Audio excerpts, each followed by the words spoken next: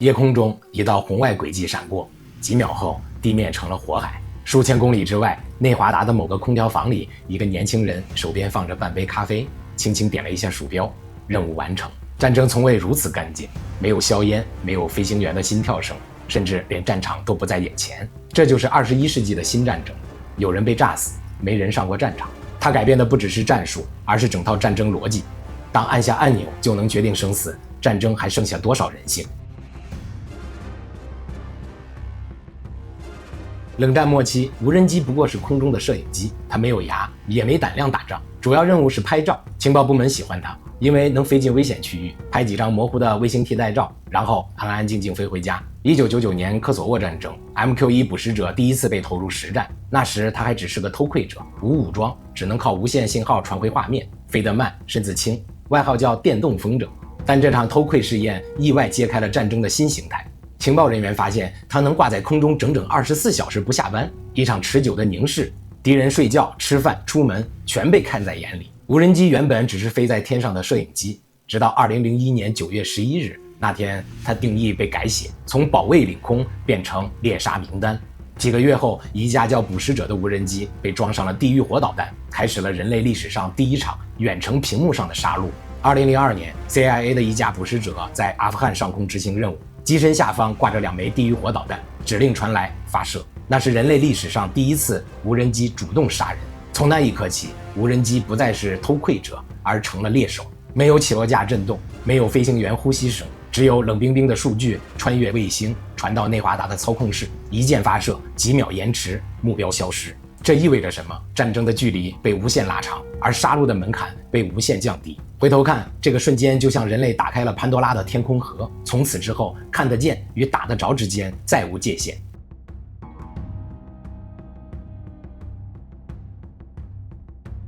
如果说冷战时代的无人机只是会飞的望远镜，那么 MQ-1 捕食者就是它进化成人形的那一刻。1994年问世的 MQ-1 长8.2公尺，翼展17公尺，机身像一只延伸的信封。它用一具 Rotax 914活塞引擎推动，就是轻型运动机常用的那种。巡航速度只有每小时130公里，却能连续飞24小时。武装挂点只有2个，只能带2枚 AGM-114 地狱火导弹。听起来不起眼，但那2枚导弹把监视平台变成了杀人机器。更关键的是它背后的控制链。飞手在内华达州的基地通过 KU 波段卫星链路操控，信号从地球另一端穿越4万公里，延迟不到 1.5 秒。这意味着，当一个目标在阿富汗或也门出现时，可以由距离1万公里外的操作者实时开火。这是第一次战争被互联网化。但战争总是升级的比人性快。当战场任务从侦察变成常态打击， MQ-1 的小体型成了瓶颈。于是2007年 MQ-9 收割者登场，外形几乎放大1倍，翼展20公尺，载重从450公斤提升到1700公斤。它换上 TPE331 涡轮螺旋桨引擎，推力是前代的10倍，最高速度达到480公里每小时，作战半径延伸到近1900公里，从空拍机变成了轻型攻击机。MQ-9 可同时携带4枚地狱火导弹或2枚500磅级 GBU-12 激光制导炸弹，还能外挂雷达吊舱与光电瞄准系统。也就是说，它不再是空军的眼睛，而是整套反恐链的执行者。战术流程也被彻底改写，卫星侦察、目标标定、中央情报局授权、无人机出击，一个循环最快20分钟内完成。在过去，必须出动一架 F-16，一个编队，几十名后勤。现在只要一个飞手，一个分析员，一台卫星天线。捕食者时代，目标要追踪数天；到了收割者时代，目标出现1分钟，命令就能发射。看似效率惊人，代价却是战争从作战行动变成了日常操作。飞手们在空调房里执行任务，屏幕上闪着红外影像、GPS 坐标、授权信号，而几秒钟后，远在地球另一端的某个屋顶就被炸成了灰烬。从技术上看，收割者是无人机时代的完美产品；从伦理上看，它也许是人类历史上最危险的便利发明。战争的规则从来都是学写的。以前飞行员得亲自飞进敌方领空，在导弹呼啸中完成任务，他们的代价是真实的风险，被击落、被俘虏，甚至永远回不来。而现在这些风险被搬走了，战场在中东，飞行员在美国，他们上班打卡，下班回家吃晚饭。这就是无人机带来的最大革命。捕食者和收割者能在空中挂几天几夜，永不疲倦。目标一旦出现，从发现到开火可能只有几分钟，这意味着战争的反应速度从小时级变成了秒级。而被炸的村庄、被误判的车辆、被摧毁的婚礼，系统里没有名字，只有热源、轨迹和坐标。无人机让战争变成了零风险的表演，按键取代了枪口，算法取代了判断。从政治层面看，它还带来了一个政治奇迹：政府可以随时发动战争，却不用经过宣战程序。没有宣战，没有前线，没有国会投票，战争变成了一个后台进程，安静地在数据中心运行。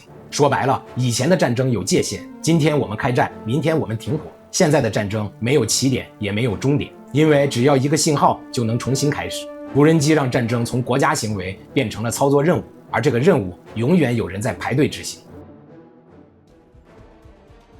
多份独立机构与国际组织报告估计，在阿富汗、也门、索马里等地区的无人机行动累计造成的平民伤亡达到数千至上万的区间。误差的来源很多，链路延迟导致顺时态误判，情报时效过期，特征打击把行为模式当成身份确认，传感器的视角盲区漏掉关键画面，二次爆炸与同地同名增加统计混乱。在屏幕上看似外科手术的一次击杀，在地面可能是一家人的葬礼。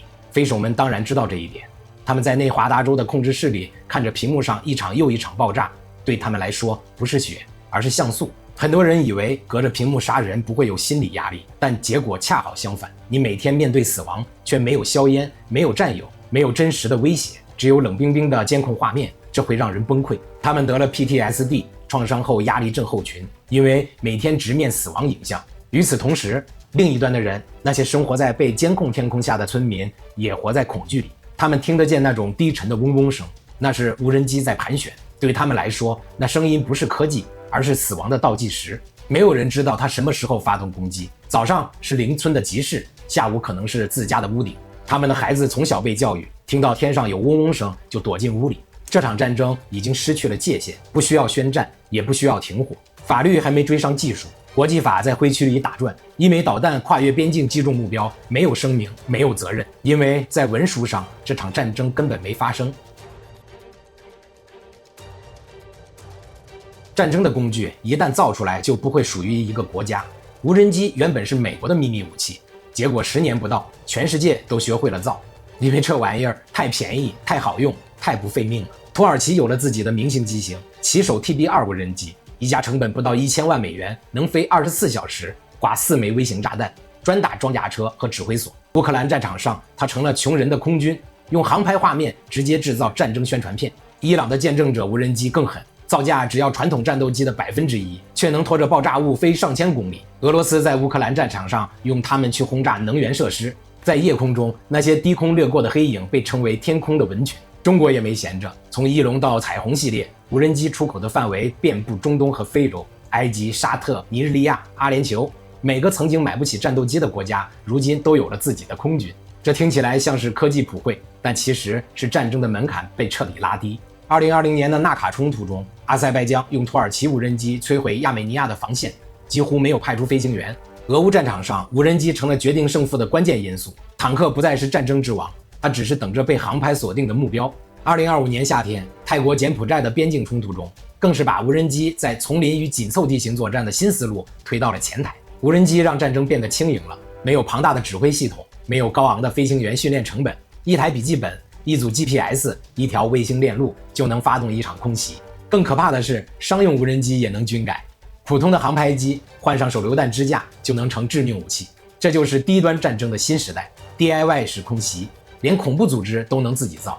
回头看，美国原本想用无人机保持技术优势，结果把一个新怪物放进了潘多拉的盒子。如今，世界上几乎每一场局部冲突里都能听到那种嗡嗡声，那不是蜜蜂，那是战争在复制。当无人机遍布战场，人类的选择分成了2条路，一条是更高端、更隐形、更智能的未来，另一条是更便宜、更密集、更失控的地狱。先看高端线路，美国的 RQ-170哨兵、波音 MQ-25 舰载加油机以及最新的中程僚机计划正在重塑空战结构。这些无人机隐身、长航时、AI 协同，能和 F-35、B-21并肩作战。它们不再是被遥控的飞机，而是战斗系统的一部分。在未来的编队里，1名飞行员指挥3到5架无人僚机，像带着一群思维共享的电子战士。这种组合让有人机的风险降低，却放大了打击能力。他们能先行突防、探测、锁定，再由飞行员确认击杀，效率惊人，责任也更模糊。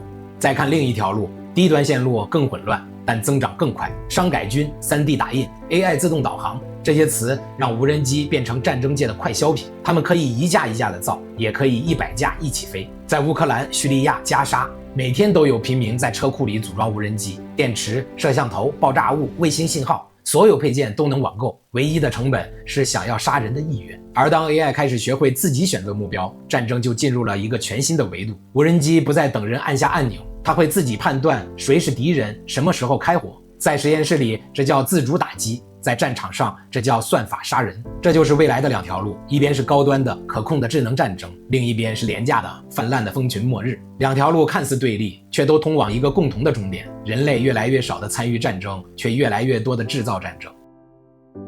几十年前，人类幻想过零伤亡战争，今天它真的来了。我们把战争变成了一种可以远程操控的日常行为，距离越远，代价越轻，良知也越安静。来个问题，未来战争无人机会完全取代现在的有人战机吗？评论区等你的答案。下集我们要聊现在无人机与中程僚机的话题，未来空战的人机联盟能否擦出不一样的火花？喜欢这期内容记得点赞订阅，我是 Rain， 下期见。